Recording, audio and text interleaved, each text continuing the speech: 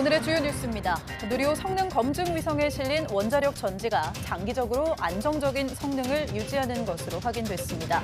우주 환경에서 안정적 전력 생산이 가능한 원자력 전지는 2022년 국내 연구진이 미국, 러시아에 이어 세계에서 세 번째로 개발에 성공했습니다. 최근 잇따른 사고로 신체 인지 능력이 떨어지는 고령자의 운전을 제한해야 한다는 목소리가 커지고 있습니다. 하지만 신체 인지 능력이 꼭 나이에 따라 나타나는 건 아니라는 반발도 거세 정부는 조건부 면허제 도입 방안을 연구하고 있습니다. 우리나라가 과학 선진국으로 도약하기 위해서는 추격형이 아닌 누구도 질문하지 않는 분야에서 세계 최초를 이끄는 연구를 시도해야 하는데요. 이를 위해 R&D를 R&D답게 만드는 체질 개선이 무엇보다 시급한데 사이언스 초대석에서 박상욱 대통령실 과학기술수석 모시고 이와 관련된 자세한 이야기 나눠봅니다.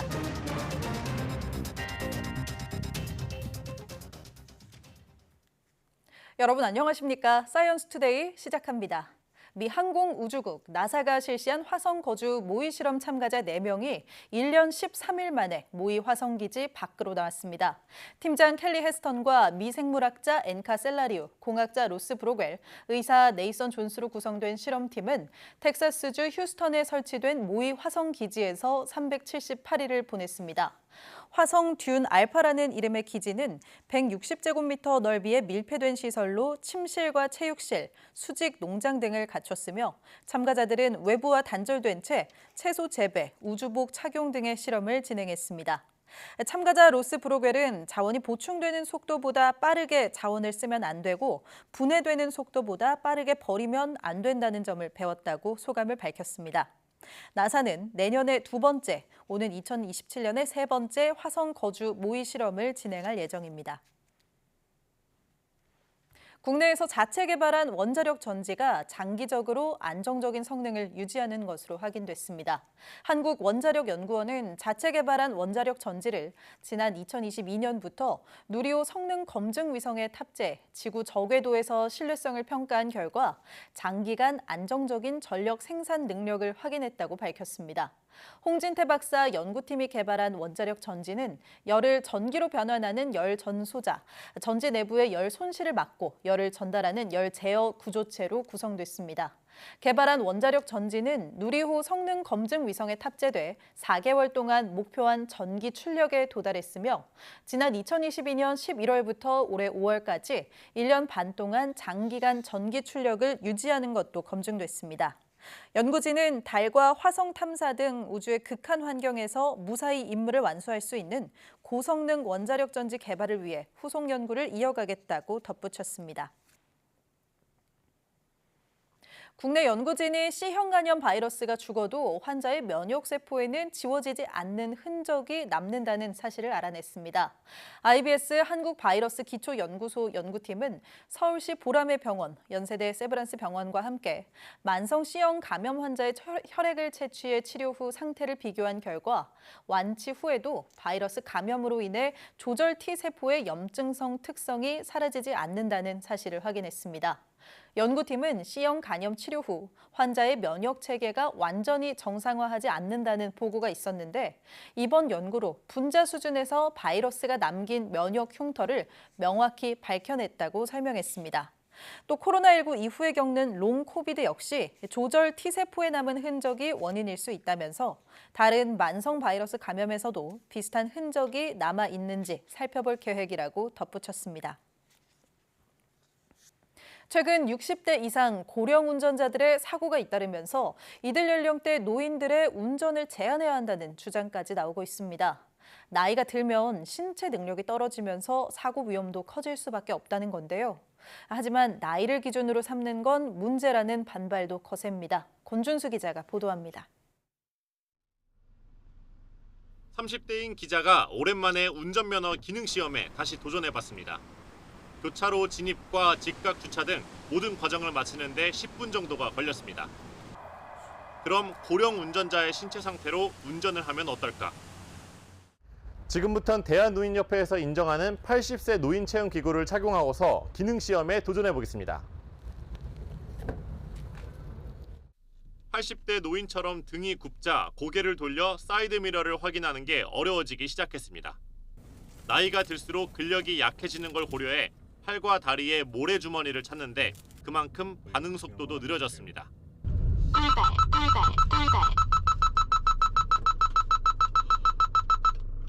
정지 위반 감점입니다. 네, 지금 평소보다 확실히 신체가 많이 불편한데요. 이 엑셀에서 브레이크로 발을 옮겨 밟는 게 쉽지가 않습니다. 단순히 멈추고 출발할 때에는 특별한 차이를 느끼지 못했지만 좁은 길에 들어서거나 방향을 크고 빠르게 틀어야 할 때는 또다시 어려움을 겪었습니다. 체험을 해보니 시야가 좁아지는 게 가장 힘들었습니다. 차선을 벗어나기도 했는데요. 하지만 속도를 조절하는 부분에서는 큰 차이를 느끼기 어려웠습니다. 최근 고령 운전자 사고가 잇따르는 가운데 이렇게 신체 인지 능력이 떨어지는 고령자의 운전을 제한해야 한다는 목소리가 나옵니다. 하지만 신체 인지 능력 차이가 꼭 나이에 따라 나타나는 건 아니라는 반발도 거센 상황.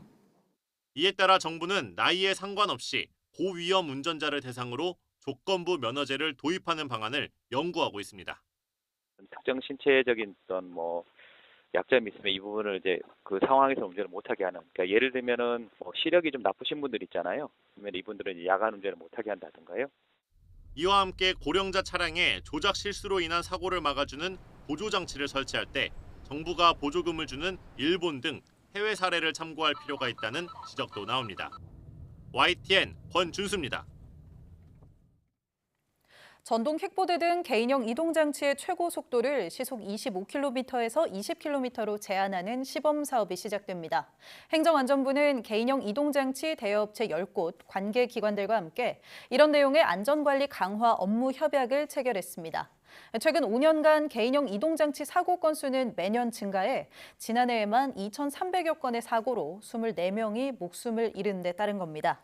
행안부는 최고 운행 속도를 시속 20km로 줄이면 정지거리는 26%, 충격량은 36% 줄어들 것으로 분석됐다며 시범 운영 결과 효과가 확인되면 관계법령 개정도 적극 검토하겠다고 밝혔습니다.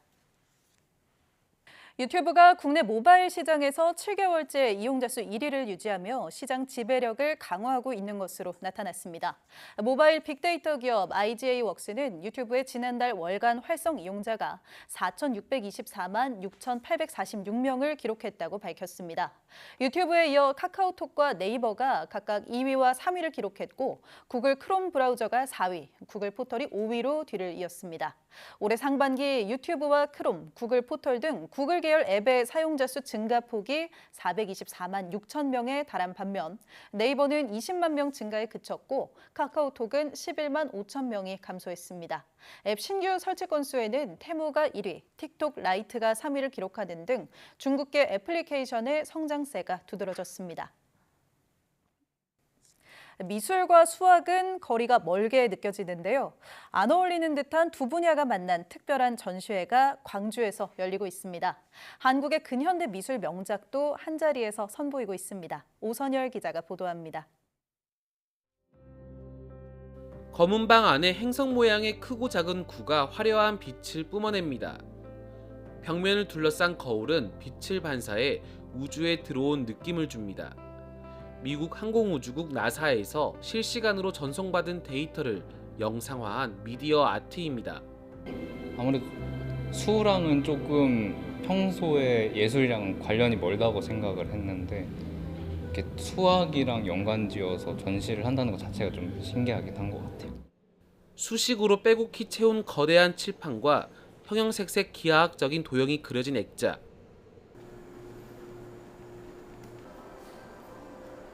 기술공학을 활용해 피었다 지기를 반복하는 커다란 꽃잎 등 수학과 과학을 예술과 결합한 전시회입니다. 어렵고 난해하였던 수학을 굉장히 재미있는 이 시각적인 이야기 그리고 또 재미있는 체험을 중심으로 한 전시 공간입니다. 쉽고 재밌게 즐길 수 있는 이 휴식처의 그런 공간이라고 생각하시면 좋을 것 같습니다. 이중석과 이우환 작가 등 한국 근현대 미술사의 대표작도 한자리에 모였습니다. 처음으로 공개한 박고석 작가의 설악 울산바위 그림 등 국내 유명 작가들의 작품 140여 점이 선보이고 있습니다. 광주시립미술관은 방문객들이 작품 설명을 들을 수 있도록 시간대에 따라 시민 해설사도 준비했습니다. 이제 광주시립미술관이 해마다 여름방학, 겨울방학, 또 비엔날레 기간 이렇게 특별한 전시들로 시민 곁에 자주 찾아갈 것입니다. 미술관의 문턱이 낮아지고 있으니까 시민 학생들이 많이 찾아주시면 좋겠습니다. 수학과 예술이 결합한 현대미술과 한국미술의 명작을 볼 수 있는 광주시립미술관 여름특별전은 다음 달 15일까지 이어집니다. YTN 오선혜입니다.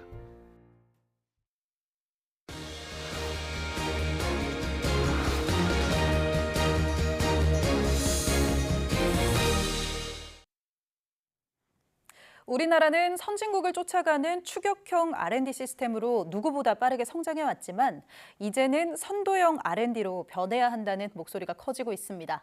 더는 미룰 수 없는 국내 R&D 체질 개선이라는 커다란 숙제를 받은 곳, 바로 역대 정부 최초로 만들어진 대통령실 과학기술수석실이죠. 오늘 사이언스 투데이에서는 박상욱 과학기술수석 모시고 자세한 이야기 들어보도록 하겠습니다. 수석님 어서 오십시오. 네, 오늘 함께해 주셔서 감사드립니다. 오늘 초대석에서 바로 예산 문제부터 바로 여쭤봐야 할 것 같은데요. 올해 이례적인 예산 삭감으로 과학계 안팎에 좀 많은 혼란이 있었습니다만 얼마 전에 또 다시 상당히 증액된 예산안이 발표가 됐습니다. 역대 최고 수준이라고 하던데 24조 8천억 원 규모입니다. 내년도 R&D 예산안 크게 어떤 것들이 달라졌을까요? 먼저 올해 R&D 예산이 삭감돼서 현장에서 어려움을 겪는 분들이 있을 텐데요. 거기에 대해서 유감을 좀 표명을 하고 싶고 또 연구 현장을 지키고 계신 연구자분들께 경의를 표합니다. 그렇게 현장에서 연구 현장을 지켜준 덕분에 우리가 R&D다운 R&D로의 개혁 작업을 진행하면서 내년도 R&D 예산을 다시 증액할 수 있게 되었습니다. R&D다운 R&D라는 것은 필요한 R&D 예산을 적시에 신속하게 충분히 지원하는 것입니다. 그러기 위해서 연구개발 수행 체제의 투명성을 높이고 신뢰에 기반한 연구자 중심의 지원 체계를 만들어서 이번에 증액을 할 수 있게 되었습니다. 또한 3대 게임 체인저 분야인 인공지능, 반도체, 첨단 바이오, 양자 과학기술 분야에 집중 투자하는 등 상당히 많이 달라진 모습입니다. 네, 알겠습니다. 이제 추격형 R&D 시스템에서 벗어나서 선도형으로의 체질 전환을 꾀하는 그런 예산 편성이 좀 된 모습인데요. 또 지난달 R&D 예비 타당성 조사도 전면 폐지하겠다고 발표가 나왔습니다. 예비 타당성 조사에 또 장단점이 분명히 존재할 텐데요. 예타 폐지로 인해서 얻을 수 있는 과학계의 장점이 있다면 뭐라고 보십니까? 예비 타당성 제도는 우리가 재정 건전성을 지키기 위한 최소한의 장치로 그동안 훌륭한 역할을 해왔습니다. 다만 저희가 보기에는 그 용도와 역할이 이제 좀 한계에 다다랐다. 이제 생을 마감할 때가 됐다라고 본 것이고요. 예비 타당성 조사는 사실 인프라 같은 사회간접자본 같은 토목공사에 어울리는 제도입니다. 어떤 기한과 목표를 세우고 공정률을 체크해가면서 계획을 완수하는 데에는 아주 최적화되어 있는 그런 제도고 또 거기서 경제적인 타당성을 따지는 것이죠. 근데 R&D는 추격형일 때는 우리가 어떤 목표하는 기술을 개발하기 위해 계획적으로 움직일 수 있었지만 선도형 R&D일 때는 아무도 가지 않은 길을 같이 가야 되기 때문에 불확실성의 세계로 발을 들이는 것입니다. 그럴 때는 어떤 계획대로 움직여질 리가 없는 것이죠. 그래서 필요한 R&D를 적시에 지원하기 위해서 예비 타당성 제도를 폐지하게 된 것입니다. 네, 새로운 길을 개척하는데 또 타당성을 검토한다는 게 말이 그렇네요. 네, 알겠습니다. 내년 R&D 예산안과 함께 또 출연연 혁신안도 발표가 됐습니다. 출연연의 자율성을 늘리겠다는 내용이 골자인데요. 수석께서 보시기에 국가 과학기술 발전에 출연연이 해야 할 역할은 어떤 것들이라고 보십니까? 먼저 우리가 출연연이 60년대 말 생기기 시작한 이래 우리나라의 산업 발전과 또 우리가 이만큼 경제사회 개발을 하게 된데 아주 혁혁한 공이 있다는 점을 절대로 잊어서는 안 되겠습니다. 다만 이제 추격기에 각 산업 부문별로 지원을 위해서 태어난 출연연들이 이제는 그야말로 선도형 또 융합형 R&D로 거듭나야 될 시기가 된 거고요. 저는 우리나라 출연연들이 어디 세계에 내놨을 때 그 분야에서 세계 최고 연구소는 한국에 있는 모 연구소다. 이렇게 자리매김하기를 바라고 있습니다. 그러기 위해서 출연연들은 우리나라 국가의 전략적인 기술들, 전략기술, 또 국가가 마땅히 챙겨야 되는 안보라든지 안전이라든지 사회 문제에 관련된 그러한 과학기술들, 또 민간에서 쉽게 할 수 없는 우주 개발이라든가 하는 공익 목적성이 강한 그런 과학 분야에 출연연이 아주 제대로 자리매김을 해야 된다고 생각을 합니다. 네, 이런 출연연들이 아무래도 자율성이 높아지면 더 큰 혁신도 기대해 볼 수 있지 않을까 싶습니다. 네, 이번에 저희가 파격적으로 인건비 제한이라든지 정원 제한이라든지 사업 예산의 변경이라든지 많은 부분을 풀어서 자율성을 강화해 드렸습니다. 이제 마음껏 연구하시고 안정적인 연구 환경에서 세계 최고의 연구 성과가 나오기를 기대해 봅니다. 네, 마음껏이라는 말이 참 든든합니다. 또 선도형이라는 말에 참 우리나라가 이 AI 기술도 좀 선도할 수 있다면 좋을 텐데 전 세계적으로 워낙 경쟁이 치열한 상황이죠. 특히 AI 기술, 정부, 학교, 기업 등이 하나로 모여서 역량을 집중해야 할 텐데 AI 분야에 대한 지원책 어떻게 마련돼 있는지 궁금합니다. 앵커님 말씀대로 우리나라가 미국이나 중국에 비해서 AI의 양적 투자에 있어서는 아무래도 부족한 게 현실입니다. 그러니까 산학연이 또 기업까지 합심해서 어떤 우리만의 특화 분야를 찾아야 되는 것이고요. 다만 이제 우리가 여기서 미국과의 과학기술 동맹을 강화해서 가져가야 된다는 것을 저는 좀 강조를 하고 싶어요. 미국이 인공지능 기술 개발을 주도하고 있고 네. 또 중국하고는 다소 같이 가기 어려운 지금 인공지능 기술 개발의 경로가 분기되고 있기 때문에 미국 주도의 인공지능 전환 혁명에서 한국이 어떤 역할을 할 것인가, 상호 보완적인 역할을 하면서 과거 반도체 혁명, 또 통신, 이용통신, 정보통신 혁명에서 우리가 그랬던 것처럼 우리가 가지고 있는 강점인 반도체를 비롯한 인공지능 하드웨어라든지 인공지능 서비스 이런 쪽으로 우리가 미국과 함께 간다면 충분히 인공지능 주요 3대 강국에 등극할 수 있을 것으로 저는 기대하고 있습니다. 네, 아마 그래서 이 3대 이니셔티브 안에도 AI 관련 정책들이 들어간 게 아닌가 싶습니다. 또 국가인공지능위원회도 출범 예정이라고요? 네, 국가인공지능위원회는 대통령께서 직접 주재하시는 위원회로 관계 부처와 장관들과 또 민간의 전문가들, 산학연 전문가들이 모여서 상당히 큰 규모로 저희가 준비를 하고 있고요. 국가의 인공지능 R&D를 포함한 전환 전략, 또 산업 전략, R&D를 포함한 인공지능 생태계 전반을 아우르는 최고 레벨의 거버넌스 기구가 될 것입니다. 네, 정말 엄청난 역량이 모일 것 같습니다. 사실 AI를 이야기를 하다 보면 기술이 워낙 빨리 발전하다 보니까 윤리나 규제 관련 부분도 기술 개발을 좀 따라가줘야 하는데요. 국제적으로도 이 AI 윤리에 대한 논의들이 좀 시작되고 있습니다. 정부 입장 어떤지 들어보고 싶습니다. AI 윤리는 그야말로 AI의 미래 경쟁력입니다. 대통령께서 제게 직접 하신 말씀이 있는데요. 과거에 자동차가 처음 나왔을 때 빠른 차, 큰 차가 선호됐지만 어느 날인가부터 안전한 자동차를 소비자들이 찾기 시작했다. 이렇게 말씀 주셨어요. 인공지능도 여러 가지 잠재적인 위험을 내포하고 있습니다. 우리가 인공지능 기술을 잘 통제해서 우리 사회와 인류 미래에 공헌할 수 있는 방향으로 잘 조정해 나가야 되겠죠. 그런 데 있어서는 AI 안전 거버넌스라고 하는 게 굉장히 중요한 부분이 되겠고요. 다행스럽게도 우리나라가 최근에 글로벌 AI 안전 거버넌스를 주도하고 있습니다. 네. 얼마 전에 AI 안전 정상회의를 AI 서울 서밋으로 주최하기도 했고요. 그래서 이런 안전이 곧 경쟁력이다라는 생각으로 계속해서 AI 안전 거버넌스의 국제적인 규범을 선도해 나갈 것입니다. 네, 아마 AI 안전의 중요성도 점차 더 커질 것 같다는 생각이 듭니다. 다음 질문 또 드리고 싶습니다. 이공계 인재들 관련해서도 아마 수석께서 잘 챙기고 계실 텐데요. 특히 우리나라는 의대 선호 사상이 좀 강하기도 하고요. 우수한 인재들 이공계로 유인하기 위해서 어떤 대책들 필요하다고 보시는지요? 사실 이공계의 여러 일자리들이 굉장히 매력적인 일자리가 많습니다. 스스로의 어떤 본인의 지적 호기심을 충족하는 연구를 할 수 있기도 하고 또 사회적 경제적 보상도 어느 정도 적정한 수준이라고 생각하고 있습니다. 그런데 이 이공계 일자리들과 진로의 매력이 잘 알려지지 않은 면이 좀 아쉽습니다. 그래서 저희가 이공계 활성화 대책을 정부 차원에서 마련하고 있는데 특히 과기정통부와 교육부를 비롯한 여러 부처가 협업해서 만들고 있습니다.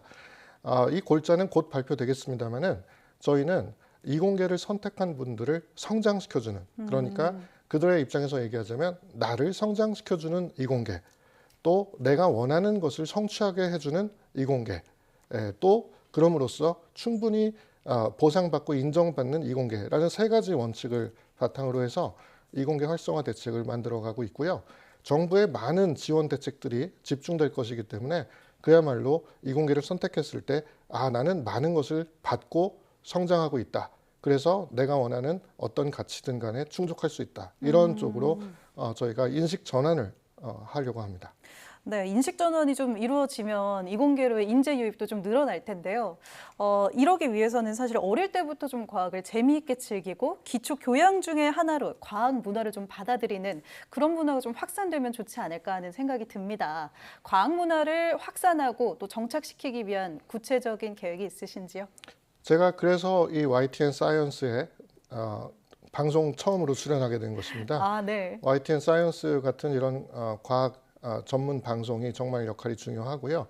요즘 보면 유튜브에도 과학 크리에이터들이 구독자 수도 많고 인기도 많고 과학이 인기가 없는 게 아닙니다. 또 우리나라는 세계적으로 SF 영화의 인기가 많은 나라로 아주 유명하죠. 그렇죠. 주요 영화가 네. 개봉할 때 감독이 우리나라를 자주 찾기도 하고요.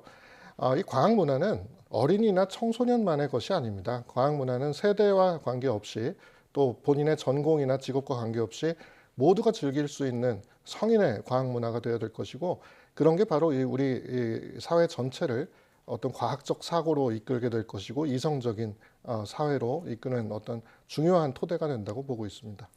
네, 과학의 대중화. 사실 저희 YTN 사이언스도 모두가 즐길 수 있는 양질의 컨텐츠 위해서 많이 노력하고 있거든요. 수석님과 이렇게 오늘 초대석 모시고 이야기 나눠보고 있습니다. 이력이 좀 독특하신데요. 화학 전공의 이학 박사 그리고 과학기술 정책학 박사 이렇게 두 가지를 모두 갖고 계셔요. 그러니까 현장부터 또 정책까지 두루 섭렵을 하신 것 같은데요. 이렇게 학위를 두 개를 가지고 계시잖아요. 둘 다 가지고 계신 입장에서 우리나라의 과학기술 정책이 나아가야 할 방향 어떻게 보시는지 궁금합니다. 뭐 학위를 이제 과학 분야와 정책 분야 학위를 둘 다 가지고 있는 것이 어떤 의미냐라고 말씀드리기보다는 왜 과학기술 수석비서관으로 학위를 두 개 가진 사람이 일을 하고 있을까라고 답을 드리는 게 좋을 것 같아요. 네. 과학과 과학기술과 정부 정책 사이에 큰 간극이 있고 서로 소통이 좀 어렵다는 부분이 있습니다. 서로 다른 언어를 사용한다고까지 얘기할 수 있죠. 그래서 저는 이 과학기술계와 정부 사이에서 소통을 강화하기 위해서는 양쪽 언어를 할 수 있는 사람이 필요하다고 아마도 정부에서 판단하신 것 같아요. 그래서 제가 이 일을 하고 있는 것이고, 앞으로 이 정책이라든지 사회과학, 인문학 분야와 과학기술 사이에 접점이 늘어나고 소통이 활발해지면 그것이 과학기술 정책에 나아갈 방향이다라고 보고 있습니다. 네, 아마 정부와 또 과학기술계의 가교 역할을 하시고 하면서 시간이 정말 빨리 지났을 것 같습니다. 이제 6개월여 정도가 지나신 것 같은데요. 그동안의 소회나 앞으로의 계획이나 목표에 대해서 또 과학기술 수석으로서 한 말씀 부탁드립니다. 정부 밖에 있을 때 본 것과 정부 안에서 경험한 게 상당히 차이가 있는데, 무엇보다 우리나라가 이미 과학기술이 대단히 중요하고 경제, 산업, 사회 각 층에 정말로 과학기술이 많이 관여되고 있다는 것을 새삼스럽게 깨달았습니다. 그리고 굉장히 중요한 일들이 많이 있고요. 그래서 뭐 일도 많고 바쁩니다. 그런데 앞으로 저희가 지금 이 시기에 정말 선도국형, 강대국형 연구개발 수행 체계로 전환해내지 못하면 나라의 미래가 밝지 않을 수도 있겠다, 이런 위기의식을 가지고 있고요. 그래서 뭐 여기서 일하는 동안에 또 우리 정부 남은 기간 동안에 최선을 다해서 우리나라 R&D 생태계를 업그레이드해서 네. 과학기술 주요 3대 강대국이 되는 그런 발판을 닦아볼 각오입니다. 네, 정말 발판 마련에 많이 힘써 주시기 바랍니다. 오늘 사이언스 초대석 박상욱 대통령실 과학기술 수석 모시고 이야기 나눠봤습니다. 수석님 오늘 짧은 시간 나와주셔서 감사합니다. 말씀 많이 잘 들었습니다. 감사합니다.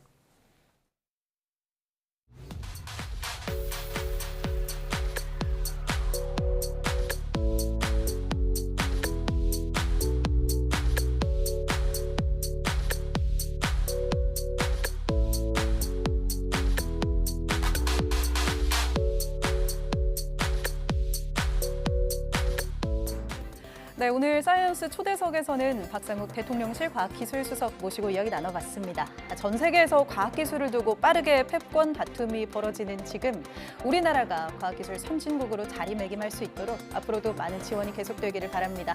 뉴스 마칩니다. 고맙습니다.